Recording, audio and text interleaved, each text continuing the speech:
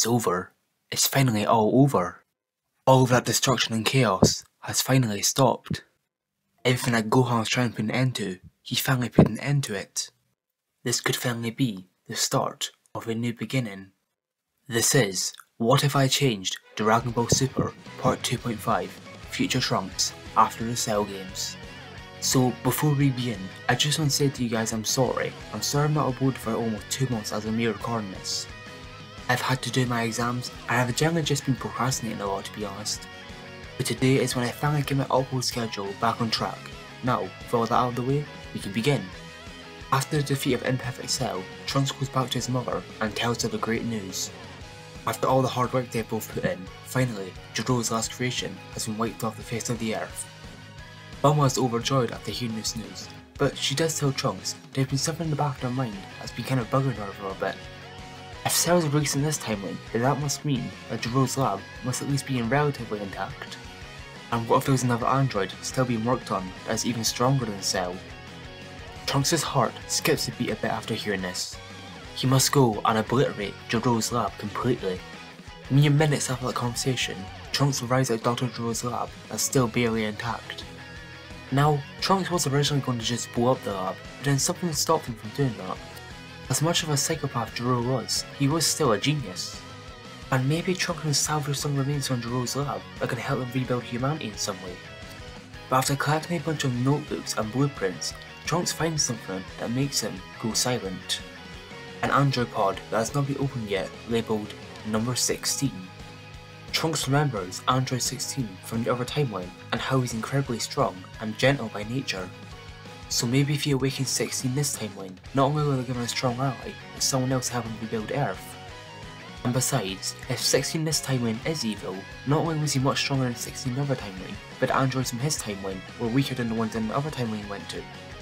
So along with his gathered information he got from Jiro's lab, he also brings the pod containing Android 16 to Bulma. Bulma here wouldn't question Trunks' judgment in awakening his android, as she had all the stories he told her about him. And since her intelligence is on par, or maybe even greater than Jiro's, she is easily able to awaken Android 16. Trunks suits up in the armour that he wore against Cell in case 16 here is aggressive. A cold silence fills the room as the hulking android arises from his pod. Originally, he looks around the place, confused, as he's not recognised where this place is. But just then, he looks at Trunks and casually asks them where Goku is. Trunks goes silent for a second before he says 16, Goku is dead and has been for decades. 16 sits there with a blank expression before asking Trunks, where's Goku's son? Trunks' eyes begin to water as he says to 16, Gohan or his master was killed by his siblings Android 17 and 18. And with his death, Goku's entire bloodline has been eradicated from this universe. 16 says that he sees as he gets up and walks out the building as none of them try to stop him. Bulma says to Trunks that she feels bad for the guy, he literally has no purpose anymore. Trunks is concerned on what 16 will do now. Is he sad or angry? Will he destroy anything with his anger? He doesn't know, he doesn't want to find out. Trunks takes off trying to look for 16, and after about an hour of searching, he finally finds him. Although he's not destroying anything, he's just sitting down on a step, doing nothing. Trunks powers down and sits next to 16 as another silence ensues. The two sit there for minutes, not saying anything to each other until 16 finally speaks up. 16 says that in the short time he's been awake, he is able to see the damage his siblings caused to his planet, the damage they caused to the planet he holds so dear to his heart. He truly saw to Trunks that they killed his master. At the end of the day, him and Gohan were fighting for the same cause, to protect this planet. Hell, if he was awakened before Trunks defeated the androids, he might have killed them himself. Trunks says to 16 that his master was taken away from this world way too soon, but then he smiles. He always remembered one thing Gohan said to him while he was training with him, that in set time, justice will always rise over evil no matter how long it takes, whether it was from them or completely different people. 16 smiles after hearing this. It seems Gohan really was a man of his word. Just then, Trunks stands up in front of 16 and puts his arm out. Why not join forces, rebuild his planet to what it was before the androids attacked? Preserve the life that they both love so much.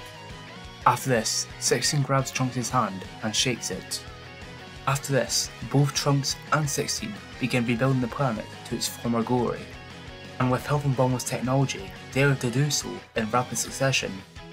Bulma would even begin to upgrade 16, give them more equipment and power than he did before, and the two are able to become quick friends. Bulma would even build a gravity chamber for the two to train in, and although 16 didn't get much stronger from this, Trunks sees exponential growth in his power. But one day, when they're rebuilding a city near the coast, 16 begins acting weird. He looks up to the ocean and points forward saying, "There's a strong energy signature coming from over there." The two then follow the energy signature and find a house in the middle of the ocean. At first, it just looks like a regular house until Trunks reads what's said at the side, Kami House. Wait a minute, Kami House? Kami House? Where's he heard that from? Wait, Gohan told him about this. It can't be! Trunks goes up to the door and begins knocking on it senselessly, while 16 looks on confused. At first, they get no response, until they hear something from the inside slowly come towards the door. The door opens and they look down to see a turtle. The turtle asks how he can help them, but Trunks responds to the turtle, "Does he know of anyone called Master Roshi?" Turtle goes silent for a minute before responding, "Unfortunately, Master Roshi is no longer taking in any pupils," before he slams the door on both of their faces. But just as he does this, Trunks knocks on the door again, asking, "Does he know anyone called Goku or Gohan?" There's a short silence before the door opens again as Turtle says, "Yeah, he does know Son Goku, but he died a long time ago." But then Turtle asks Trunks, how does he know who Son Goku is? Trunks powers him to Super Saiyan, saying that he is Trunks, the son of Bulma and Prince Vegeta. This is Bulma's kid? He's grown so much, and he's even a Super Saiyan? Turtle thinks himself for a minute before saying he's willing to take him to Master Roshi, but be careful, they might not like what they see. Turtle takes him to the top room of Kami House, and as they go to open the door, they realise it's kind of jammed in a way. After putting in a bit more effort, they're able to swing the door open, and they're able to see what was blocking the door. It was a bunch of empty bottles of beer. Looking across the room, they are able to see the man they're looking for, Master Roshi. Roshi tells the two that they shouldn't have came looking for him. It was then when Trunks goes on his knees and tells 16 to do the same. Trunks has embedded Roshi to train him, train him in the ways of the Turtle Hermit, train him in the ways which his master Gohan couldn't. But Roshi just responds with a flat out no. Trunks is taken aback with this. No? What does he mean no? Trunks begins begging some more, saying that Roshi is hundreds of years old, and teaching new years of experience to a pupil can ensure the safety of the Earth from new threats. In response, Roshi just sighs and said, "That's what I thought, kid, that's what I thought." Trunks is confused, but then Roshi turns around to face two for the first time as he takes off his glasses, revealing his old bagged eyes. Roshi says that in his 100 years of existence, these androids are the worst thing to ever happen to him. He has seen, firsthand, a new generation of fighters rise. And that time he thought to himself, maybe, just maybe, one of these fighters can defeat the evil that's been haunting him his whole life, King Piccolo. And well, eventually, they did. And even after that, both of them went on to achieve power far beyond his own comprehension. But they both eventually bit the dust, permanently. And unfortunately, they weren't the only ones. Friends they've made along their entire journey, gone in minutes. Previously nearly indestructible villains, now turned allies, defeated like they were nothing. He was putting all of his faith into Gohan, defeating those two androids. But right when Gohan's energy disappeared, so did all of his hope. God, it just doesn't make sense. How come two androids that were made from a previously destroyed army be so powerful? Even galactic emperors like Frieza and King Hold are nothing in the face of the androids. It just doesn't make sense. Now what the old version of him would have done to escape this sadness is to read a bunch of dirty magazines. Now at the end of the day, no matter how powerful or old he becomes, he is still human. What do humans do when they become really sad? They turn to the bottle. Trunks, and even 16, don't know how to respond to this information. A cold silence fills the room. The only thing they're able to hear is the wind coming from outside. But then, Trunks says something to Roshi, something Gohan told him right before he died. Every time a fighter dies, a new one will rise from the ashes. And it'll be up to that new fighter to train the next generation to protect Earth. Just like what happened to him. He has never really been into fighting that much, unlike his father or Piccolo. But when Goku died due to the heart virus, he knew that he must take up the mantle of protecting Earth. And now, it is his turn to pass the mantle down to Trunks. Trunks explains to Roshi that it is his job to train the next generation of fighters after he passes on. But to ensure the next generation can handle the threats that come after him, he must become a martial arts master, and only Master Roshi can teach him that. After hearing this, Roshi walks up to Trunks and looks him dead in the eyes. He doesn't say anything at first, but then he finally says, "Turtle, bring out the weighted clothing," as he crushes the bottle in his hand. After this, Trunks and 16 has officially become members of the Turtle School. But after a while, Roshi is quickly able to realise that 1. 16 is an android, and 2. that the weighted clothing does little to nothing against Trunks. But eventually, he does find a way around this problem.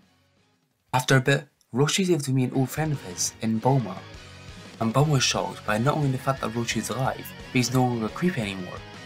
Around a month later, early in the morning, Trunks is delivering milk with an incredibly heavy shell attached to him thanks to Bulma, as Roshi and 16 watch on. But from a distance, they're able to see that Trunks was stopped by 2 figures wearing cloaks. Roshi goes up to them and says that he does not want to buy any newspapers from them, but then one of them responds by saying there's a much bigger situation going on, as they take off their cloaks, revealing themselves to be elves. Trunks gets in a fighting stance, demanding who the 2 are and why they're here. But the shorter one of the 2, who is called Shin, says that they are Supreme Kais, the gods of creation, and they have come to recruit these warriors to fight against a threat against the universe, Majin Buu. Now the good thing is, Majin Buu is currently sealed away, so unless someone lets him out, he'll be unable to do anything. But unfortunately, there is a group of powerful entities on their way to release Majin Buu. The leader of that group is a powerful wizard known as Babidi. Although not powerful physically, he has a wide variety of spells that can easily put down someone like Frieza. But he is not the biggest threat you need to look out for. That would be the former king of the Demon Realm, Dabura. A being so powerful that at his full power, he's even theorized to be able to destroy entire solar systems. Trunks thinks about his offer for a bit. This Babidi guy going around the entire planet just to destroy them for energy, and then use that energy to revive a being that would just destroy some more. So much loss caused by an unstoppable force. But this Dabura guy, being able to destroy entire solar systems, he's just like Cell. Trunks begins getting flashbacks to the moment where Super Perfect Cell kills him in a single blast. He then looks down his hands and sees that they are shaking. Could he really defeat someone that strong? In the past, it took several fighters stronger than him to be able to defeat Cell, and even then, they barely even managed to defeat him. He doubts his own ability to be able to defeat someone with that power. He's all alone. But right as he says this, someone speaks up saying that he's not alone. 16 walks up to Trunks and puts his hand around his arm, saying that he was originally built with the sole purpose of destroying things, but thanks to Trunks, he was given a second chance of life, a chance of life to do what he loves. He will fight with Trunks to the very end. And 16 is also joined by Roshi, as he says, no matter how hard the challenge is, whether that's Trunks defeating the androids or him overcoming his alcoholism, there is always a way to defeat that opponent, no matter how impossible it may seem. Trunks looks at the 2 and smiles as he looks back at his hands. They are still shaking with fear, but the only way to deal with a problem is to face it head on. As he then clenches his fist and says to Shin for him to bring on the challenge. On a Supreme Kai's planet, Trunks goes through some of the most intense training he's ever gone through in his life. But with each passing day, Trunks is becoming more and more competent in defeating these Majins. While not doing as much intense training as Trunks is, Roshi still sees exponential gains in his power, but he's also able to add a lot more new techniques to his already vast arsenal. But 16 is a weird one though. Since he's fully robotic, he will not be able to get gains from simple training. So when they asked Trunks on how 16 got so strong, he directed them to Bulma. After finding out she can make 16 stronger through upgrading him, Shin makes Kibito stay with Bulma and assisting her in whatever materials she will need to upgrade 16. But Kibito finds this kind of embarrassing, him being told what to do by a human. With the assistance of Kibito, Bulma is able to push 16's power to the absolute peak of artificial power. And with her unique technology that are able to shrink things, she's able to shrink hundreds, maybe even thousands of layers of metal inside of 16. She's also able to implement her new nanotechnology inside of 16. That is not only able to give him more unique techniques, but is also able to give him some sort of regeneration. After a few more weeks of training, Trunks' curiosity peaks and he asks Shin on what Majin Buu actually is, and how he's such a threat to the universe. Shin tells Trunks that he will indeed tell him the story of Majin Buu, although it might get a bit confusing. Billions of years ago, there was nothing, absolutely nothing, just an empty void. Although, in that sea of infinite emptiness, there were a few things, or a few people. 3 separate gods, gods with powers and abilities far beyond mortal and even godly comprehension. They all saw each other, they did not say a word, didn't even move, they all looked at each other and just nod as they all simultaneously snapped their fingers, and then everything happened. Moons, planets, stars, black holes, an entire universe was created just like that. And they all decided with all these planets there must be more to life to inhabit these planets. Although, since this was their first time creating mortals, they had no idea how broken they should really make them. So they all decided to create two beings from which they will judge to decide what mortals should and shouldn't be allowed to do. And those 2 mortals end up being Majin Buu and Majin 2. So for their experiment, the gods decide to leave these 2 mortals alone to see how they'll progress in the future. But when they arrive a few years later, they're able to see that a quarter of their universe was destroyed due to these 2 fighting for the entire time. 2 of the 3 gods have a debate in what they should do with these 2 mortals. One believes that these mortals are far beyond redemption and they should be destroyed to recreate new mortals, while the other believes that they should be able to progress and learn from their mistakes, becoming better mortals in the process. The 2 of the 3 gods will have this argument for what seemed like decades. But finally, the 3rd god have had enough of this argument and decides to create multiple different universes and throws Majin 2 in one of them. By learning from their mistakes from the Majins, the gods have created more mortals across the entire multiverse, making them less powerful than the 2 Majins. But with his counterpart gone, Majin Buu is able to go around the whole universe, destroying what he wants as he pleases, with no other mortal able to stop him. To counter this, the 3 gods create what are known as Gods of Destruction to counter Majin Buu's rampage. Although they don't destroy Majin Buu, as they see it as him doing their job for them. Eventually, Majin Buu's rampage leads him to a place which no mortal should be able to access. The Demon Realm. And in this realm, there's an opponent who's far more closely related to Majin Buu than you can ever imagine. This being, who's also known as the Demon King, goes to Majin Buu and glares him straight in the eye. Now, how does Moro fit into this, you may ask? Well, after the gods' first failed attempt to create mortal life, they decided to create one with less power than Majin Buu, but they give him one thing Majin Buu never could have: intelligence. Give him the ability to think, learn, and create. Although, giving Moro this attribute led to something that not even the gods think was possible. Moro became aware of their existence. These higher beings, incomprehensible to his mortal mind, just watching him. And after exploring more of the universe a bit, Moro was able to put together the pieces of what the gods are doing. He's not just immortal, he's a test for them. And if that test fails, he will no longer be able to live in this universe. It's just not fair. So Moro begins creating a scheme to overthrow the gods themselves. Over a time lapse of 1,000 years, Moro begins creating spells, a lot of spells. Spells such as mind control, matter manipulation, energy absorption, and way more. And after a while, the gods are able to realise something. Moro isn't just living his life of a mortal, he's trying to overthrow them. Of course, even with billions of spells at his disposal, Moro is no threat to them at the moment. Although, give him a few million years and that could change. So all 3 of them agree that Moro should not be allowed to exist in the mortal realm, although they shouldn't kill him. So they all plan to seal him away in a dimension from which he can't escape from, in hopes that with his intelligence he'll learn from his mistakes. And that leads us to where we are now. Now, the reason I'm going to give for Boo breaking into a demon realm even though Moro's unable to break out is due to the gods not expecting someone as strong as Moro to break into a demon realm. But since Boo literally does not have a brain, he doesn't care who he is, he just wants to have a good fight. So a fight between the two first mortals ever created begins, a fight that will last for hundreds of thousands of years. Boo uses power and abilities given to him by being the first mistake of the gods against Moro. And although Moro isn't as strong as Boo, his time locked in the demon realm has given him the chance to create way more spells. At this point, he can probably have like trillions of spells by this point. But eventually, when the year count in the fight reached 500,000, Boo has had enough. He wraps a bunch of tentacles around Moro, trying to strangle him. In a final last-ditch attempt, Moro begins building up ki inside of him, planning to take himself out along with Boo. Bits of Boo begin melting off of Moro, and this makes Boo angry, really angry. Boo begins to shout incredibly loud, so loud that it begins to break down dimensions around them. Both of them scream, letting off their attack in a final attempt to kill the other.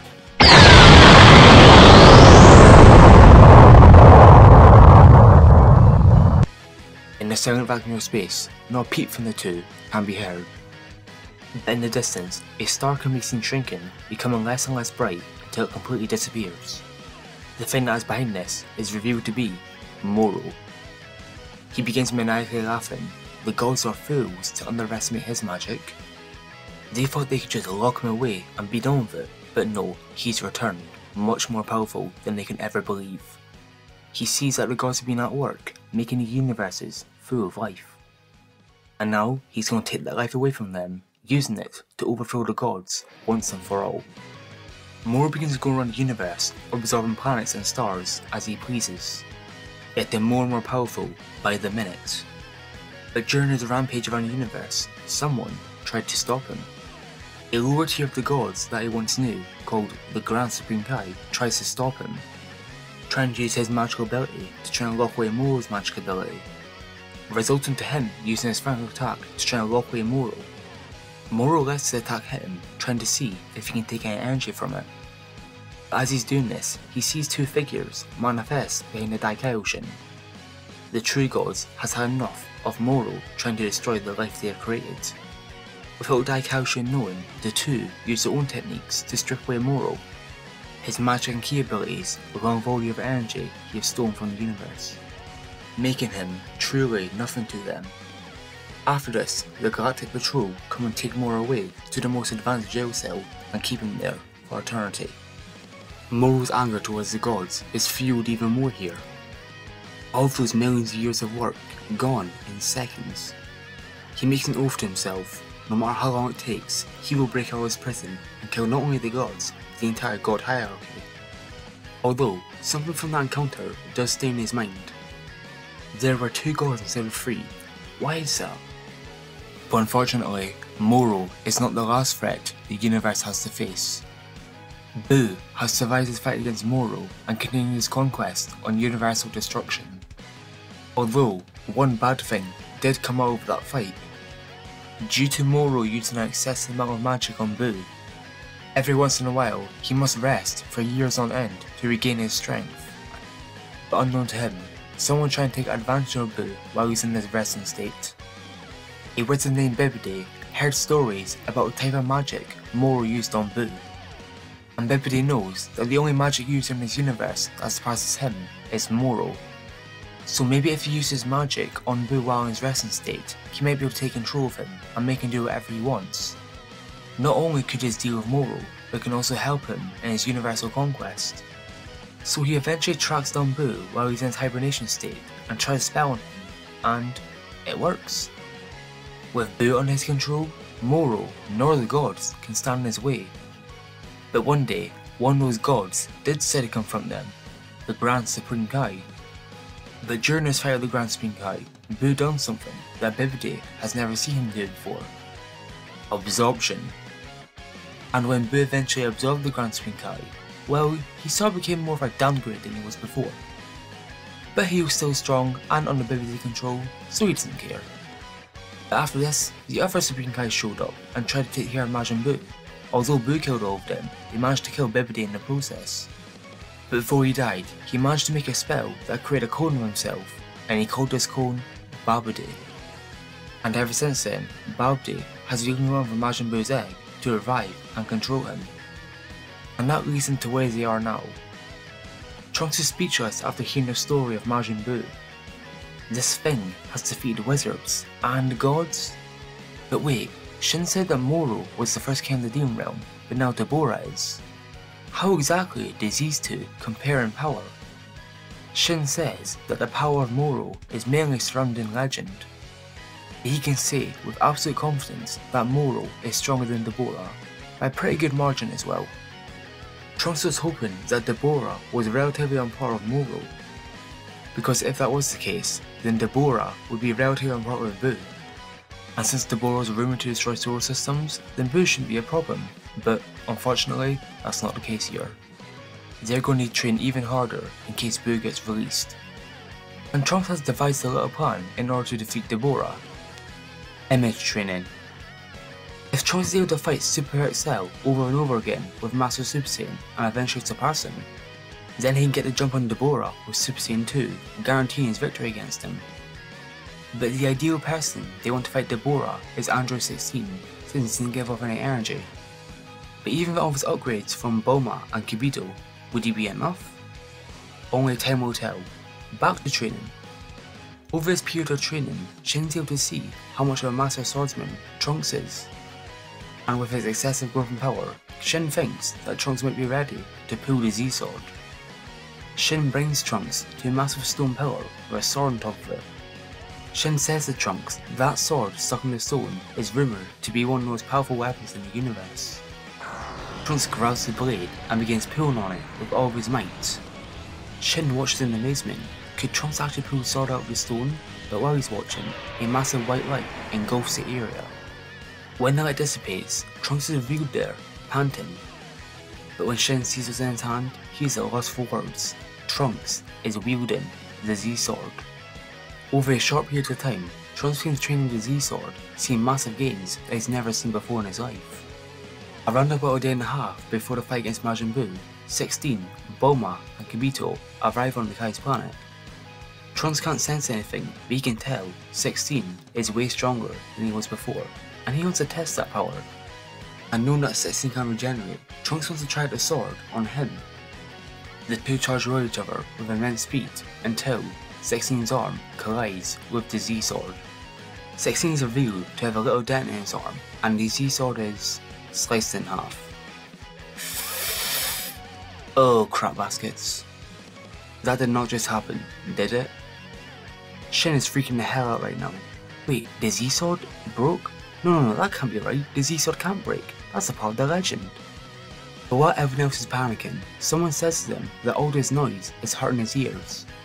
Elder Kai has been released from the Z-Sword and is a bit confused. Why are they all panicking? And why are there mortals on his planet? Shin goes right to Elder Kai and examines him. No way, is this another Supreme Kai?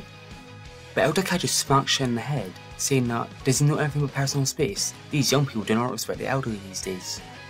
Shin apologizes for his actions and begins to explain to Elder Kai what's currently going on. Wait, Babidi and Dabura have come to arrive Majin Buu? Just put him back inside the sword. Shin explains to Elder Kai that they have devised a plan to defeat Babidi and Dabura and maybe Majin Buu if it comes to that. Shin introduces Elder Kai to Trunks, and Elder Kai asks Trunks to power up to his full power.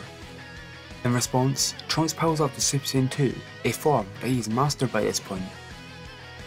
A transformation that makes him 100 times stronger. Not bad, although he can make him much stronger.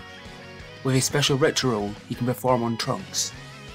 Wait a minute, this guy just called Super Saiyan 2 not bad, and he can make him stronger for a ritual? Trunks asks Elder Kai what this ritual is and how long would it take. Elder Kai explains that the ritual is supposed to draw out someone's latent potential to the absolute max. And with someone like Trunks, he says his ritual can take like a day and a bit at least. But Shin nervously says to Elder Kai, saying that they might not have time to do his ritual, as Babidi and Dabura could be coming any day now. But Elder Kai responds by calling Shin a nervous boot, just to relax every once in a while. He knows what he's doing, he's a professional at this. So Elder Kai sits Trunks down and then performs his limit-breaking ritual, and he starts off by dancing around him. Everyone looks at Elder Kai confused, wondering what the hell he's doing. Shen's about to ask Elder Kai how would this bring out Trunks' potential, but he's scared he might get shouted at again, so he zips his mouth. So eventually, after what felt like the longest day of his life, Elder Kai says to Trunks to stand up and power up. Wait, the ritual? It's over? Surely that would not have worked, right? Whatever. Trunks begins powering up, as he would like a Super Saiyan, but then he feels an overwhelming sensation engulf his body. Trunks is standing there, with his hair sticking up like it was a Super Saiyan, over his normal hair color. This is the power of a god. Super Saiyan pales in comparison to this. And yet he was nervous about not surpassing Cell. He then looks down at his hands and clenches his fist. He turns onto the group and says, "Guys, let's save the universe." So Shin and his crew row to where Babidi is expected to be. They see Babidi chatting to a massive pink figure who is apparently Dabura. And when Babidi goes back inside the ship, Dabura doesn't follow him. Instead, he turns around. He goes right in front of the group's face, preparing to obliterate Shin in one shot. But before he can, 16 jumps in the way and headbutts Dabura in response. Dabura lands on his feet with a bloody nose, and he's laughing? These fighters will be enough, as he opens a portal and goes through it, assumingly going back inside Babidi's ship. The fighters follow him in pursuit and goes inside Babidi's ship. The first floor in Babidi's ship looks like a deserted planet far out in space. They all look around for a bit until they are confronted by a fighter who goes by the name of Pui Pui. Pui Pui says that the energy coming from his fighters will be more than enough to revive Majin Buu. Roshi takes off his glasses and gives them to 16, saying that he's dealt with arrogant people in the past, grabbing these teachers guy a lesson. Pui Pui laughs in response to this, seeing it as just an old man confronting him. He doesn't want to brag or anything, but he can probably defeat Frieza in a fight, so his old man better know what he's doing if he wants to survive. Yeah, Roshi says that being stronger than Frieza isn't much to brag about nowadays, especially in front of him. As he bulks up and charges towards an off-guard Pui Pui with a punch to the stomach. Enraged by his cheap shot, Pui Pui retaliates with a right hook to Roshi's face. Before Pui Pui can move back, Roshi grabs his arm and then slams his knee into Pui Pui's face, as he then throws him away. Pui Pui gets up and charges towards Roshi once more, but Roshi bulks down, making Pui Pui miss him by an inch. Taking his opportunity, Roshi chops Pui Pui in the neck, stunning him for a second, as he then launches a full power Kamehameha, disintegrating Majin 7 once and for all. Roshi then looks back at the group and poses at them. Not bad from an old man, eh? The next fighter up is Yakon, and Trunks is the one who decides to fight him. But before he can start the fight, Shin warns Trunks about Yakon's ability to absorb light energy. Trunks can see that Yakon isn't all that strong physically, but he's still going to take this one seriously. Trunks immediately powers up into Super Saiyan and charges towards Yakon as he punches right through his head as he overloads Yakon with ki, making him explode. They all move into the final level of Babidi's ship, and just looks like an endless wasteland with dark purple and red sky. Shin says to the group that this isn't some random wasteland, it is the home of Dabura, the Demon Realm, and the same place where Moro and Buu fought for hundreds of thousands of years. You know your history well, Kai.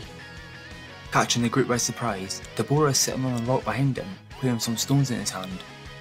For tens of millions of years, the Demon Realm had no ounce of life in it. I mean, what do you expect? It was made as a prison for Moro. But when Moro's rebellion against the gods failed, the Demon Realm needed a new king. And when the gods started spreading life around the universe, some of that life reached into the Demon Realm. At first, they were just a bunch of disgusting weak devils. The gods didn't think of them much at first. But over time, those devils grew more and more powerful, and that's where he comes in. He went around the Demon Realm, slaughtering everyone who got in his way, until he was crowned the Demon King. And it stayed like that for millions of years, until he met Master Babidi. Babidi let him see that there was more purpose in his life than just ruling over weak devils. That purpose being devoting his life to reviving the great Majin Buu. It's quite ironic if you think about it. The former Demon King spent thousands of years trying to kill Majin Buu, and now he's time to revive him. It's quite funny. Although he does admit, he's not as strong as Moro, and by extension, the great Majin Buu. But he is more than enough to defeat these weaklings and take their life force out of them. But after his speech, only one person confronts him, the person who stopped his previous attack on them, Android 16. The boy just laughs after seeing 16 confront him. The gods must be really desperate if they want to recruit a normal human. The 16 smirks at Dabura and says, he wouldn't exactly call himself human. 16 rockets towards Dabura as the Demon King is barely able to avoid the attack. What just happened? He was so fast but he couldn't sense his energy. The two begin going blow for blow, each one dishing equal damage to each other. Dabura materializes a sword out of thin air and tries to fight 16 with that. As 16 goes in for an attack, Dabura is able to dodge the attack and slice 16 clean in half. Through a cloud of dust, Dabura is able to see the top half of 16's body fall right onto the ground. But to Dabura and Babide's shock, the two halves of 16 re-emerge, with 16 revealing to be just fine. Dabura begins stepping back in fear. There's no way this guy's human. There's no way he's a mutant human. Who is he? What is he? Babide is watching the fight, and he is panicking. This guy just survived being cut in half like it was nothing, and he's overwhelmed Dabura at this point. And even worse, he's not getting an ounce of energy from this fight. As Dabura is stepping back, 16's walking closer as he says to the Demon King he's going to show him what he truly is. Both of 16's arms reattach from his body and rocket towards Dabura, hitting him in the face twice. Dabura picks at one of the arms and sees they are made of metal? He collapses to his knees. He's been losing to a robot this whole time? His pride is shattered. As Dabura is having a mental breakdown, 16 launches a hell flash towards the Demon King, engulfing him. As this is happening, Babide teleports behind the group with two energy collectors and starts both Shin and Trunks, taking all of the energy in the process and teleporting away. The barely alive Dabura begins laughing maniacally. It's done. It's finally done. The time for Majin Buu's resurrection is upon them. They can kill him if they want, but Majin Buu is a completely different devil compared to him. They stand no chance. Kibito teleports right in front of Dabura, saying that he's going to put him out of his misery as he disintegrates Dabura, killing the Demon King once and for all. Outside the ship, Babide inserts the last bit of energy into Majin Buu's egg as the egg begins steaming. Babide begins laughing like a madman. The time of the gods is over. Majin Buu is being reawakened. In one last final attempt, Shin launches a full power blast towards Majin Buu's egg and Babide. Although it kills Babide, it does not do anything to Buu's egg. The entire group goes to their full power, with Trunks even going into ultimate. Every decision he's done in his life has led them right to his moment. Frieza, the androids, even Cell are nothing to what they're about to face. They all brace themselves, ready for the worst. But what comes out of the egg is an oddly cheerful pink blob. Trunks, while in his ultimate form, screams Majin Buu's name, but oddly enough, Majin Buu just says hello while waving at him. And then proceeds to walk around the place, doing nothing. Trunks then powers down, and then asks Shin, should they really be worried about this guy? But then out of nowhere, Majin Buu turns to the group and says to them he's kinda hungry, so he's gonna go turn some people into candy. Trunks immediately flares up his aura after hearing this. He's not gonna let Buu do that. Huh? Why are this guy so mad at Buu? Is it something Buu said? Well, yeah, it's a bad thing to go around turn people into candy. If he wants it so much, just go to a shop and get it. Wait, turning people into candy is bad? Oh, okay then, Buu won't turn people into candy anymore. Trunks is at a loss of words for hearing this. Is this guy serious? Buu nods in response. Trunks powers on from ultimate, still in disbelief. There's no way this guy is the person older than time and destroyer worlds. Really? All of that training for this. It's a bit anticlimactic. Back at Capsule Corp, Bulma's working on a bunch of machines and sees Trunks come through the door and greets him. She's glad to see that the fight went well. But then she's confused as another person walks in from behind Trunks that she is not recognised. Trunks then awkwardly says, Mom, this is Majin Buu, the person he was supposed to kill. Much like with 16, Trunks and Buu become quick friends in a short period of time. They even train in the gravity chamber a lot, but unlike with 16, both Trunks and Buu see gains from this. and in a short period of time, Boo is able to catch up or even rival Trunks in his ultimate form. Over time, both Boo and 16 realise that they have a lot in common, so they become quick friends. Trunks is finally at peace. The androids are gone. Boo is not only an ally, but a friend of his. He has the power that not even the gods can rival. Everything is perfect, right? 16's watching a spar match between Boo and Trunks. As he's watching this, something inside him begins going crazy. 16 falls face first onto the ground, and when everyone goes to help him up, they see that his eyes are pure red. 16 can only say one thing: Goku is detected, as he rockets off towards the city. Meanwhile, above the city, a figure looks down upon people doing their daily activities. How disgusting. The figure then puts out one of his hands and begins charging a ki blast, ready to blow the city to smithereens.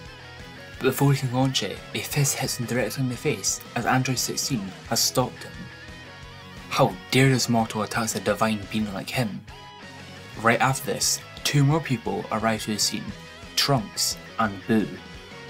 When Trunks looks at the man, he's lost for words. Is that Goku? Sure, that's not him. He died decades ago. The mysterious figure looks at Trunks and Boo in disgust. Majin Buu, one of the first two mortals ever created by the gods. The same being who wiped out almost all the Kaijin in this universe. How truly disgusting indeed, but Trunks, oh Trunks, he has a lot to say about him. He broke one of the most divine rules by time travelling, just to save a disgusting little planet as well. Mortals, especially ones like Boo or Trunks, should not be allowed to exist, but don't worry, he's here to put an end to that. The Goku lookalike makes a Keyblade and charges towards Trunks, planning to slice his head open. Trunks piles up Super Saiyan 2 in response and catches the blade in between his hands. Goku, this isn't like you. But the figure jumps back in response. He'll tell his mortal one thing: he isn't Goku. Well, not entirely. But he likes the idea of them mistaking him for someone they think as a hero, so how about we just call him Goku Black? Black charges towards Trunks as the two get in a clash, although the clash isn't really in Trunks' favour. But as soon as Boo and 16 join the fight, the odds are not in Goku Black's favour. Goku Black is being outmatched here. He doesn't think he can win, he thinks he should escape, but there's one thing he can use to his advantage. Every time one of his blasts are about to hit the city, they always try their best to stop the blast before it hits the city. They must hold his place in higher regard, and if he were to destroy the city, that could mess him up mentally. So he then says one word that Trunks is all too familiar with: Kai Kai. Black has teleported high in the skies as he begins charging a distorted version of an attack we are all too familiar with: a Kamehameha.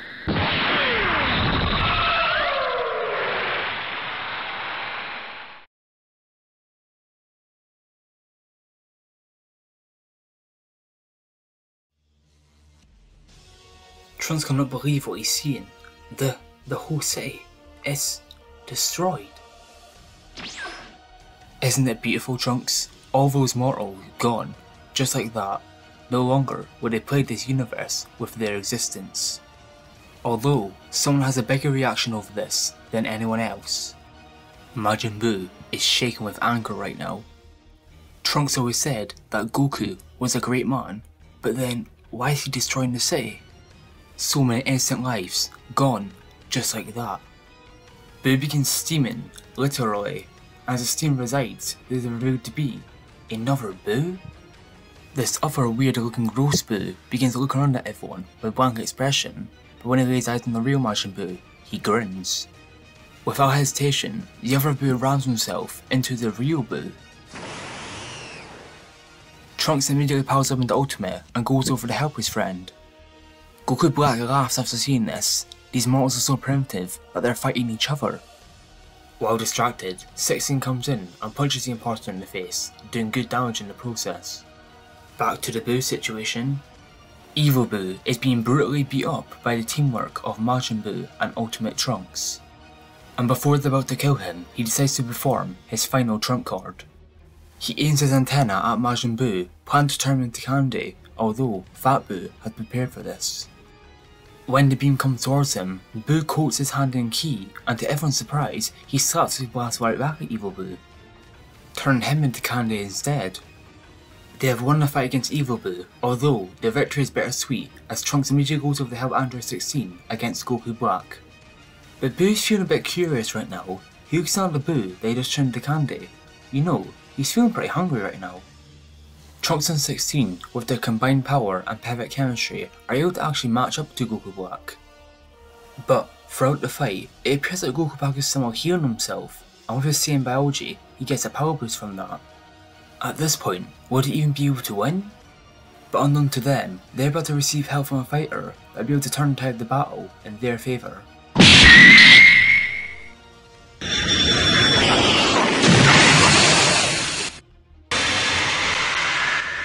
Miraculously, Super Boo has joined the battle against Goku Black. But since Evil Boo is eaten instead of Majin Buu, that means that Super Boo is under control of Good Boo. The Mortal Killer and the first ever mortal stare each other dead in the eyes. But it's then when Goku Black asks Boo to surprisingly join him. He says that Boo's been around the universe for billions of years, destroying planets littered with mortal life. And if the two join forces, they can do that for as long as they want. Boo has no reaction to this at first, but then he looks at his friends and then back to Goku Black. Boo's gonna turn to nothing but ash. So be it then. The two clash with their fists, each one trying to overpower the other. It's an intense struggle, but eventually, Boo overcomes Goku Black by breaking his arm. Goku Black uses the Kai Kai to get some distance away from Boo as he grunts in pain. How is this happening? If a weaker version of Goku can defeat Boo, then why can't he? Goku Black tries healing himself by using his other arm, but before he can, one of Boo's tentacles grabs onto it before he can. Boo walks up to Goku Black while wagging his finger, no regeneration this time, as he drives his fist right into Goku Black's stomach and kicks him away. But Boo does know that Goku Black will eventually heal that arm and get a power boost from it, so he needs to find a way that can put him down quickly. But as he says this, a bit of sunlight pierces through the ash-filled sky and hits Boo on the face.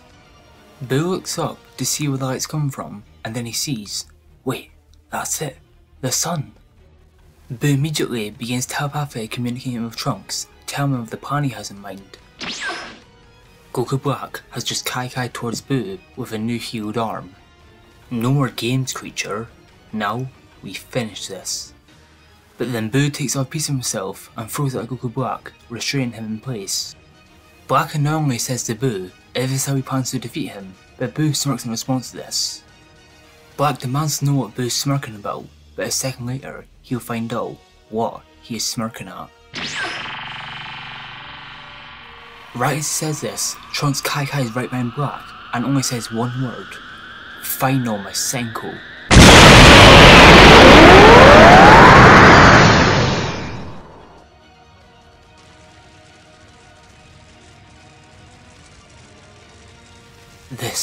This can't be happening. All of that just to lose to those disgusting mortals. It's so embarrassing. After all he's done, this is how he goes out? No, he can't. These mortals will not decide if he dies today or not.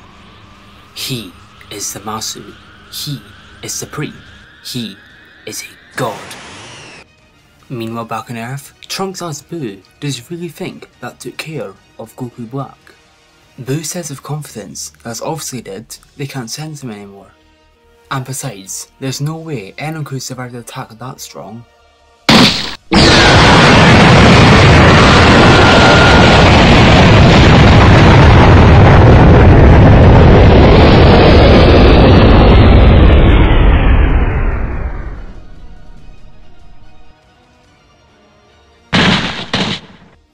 Oh god, what was that attack? He can't even breathe. A puddle made of Boo is formed into a new Boo as he begins healing Trunks. That attack definitely took out Android 16, but how is it so strong? He couldn't even sense it. What you can't sense is the power of a true God.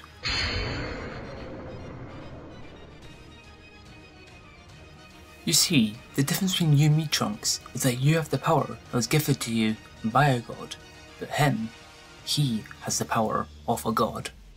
A Super Saiyan god, if you will. Back inside the lab, a new Model 16 has arisen.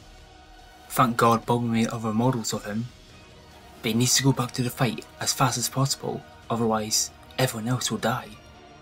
Back to said fight, Super tries to land a punch on Gogobak's face, but Gogobak is so powerful that sheer aura melts Boo's hand, and then with a single punch, he knocks out Majin Buu. And he then goes over to Trunks, picks him up, and begins choking him. Look at you, Trunks, all of that work just for you to fail. He is going to kill everyone he knows and loves.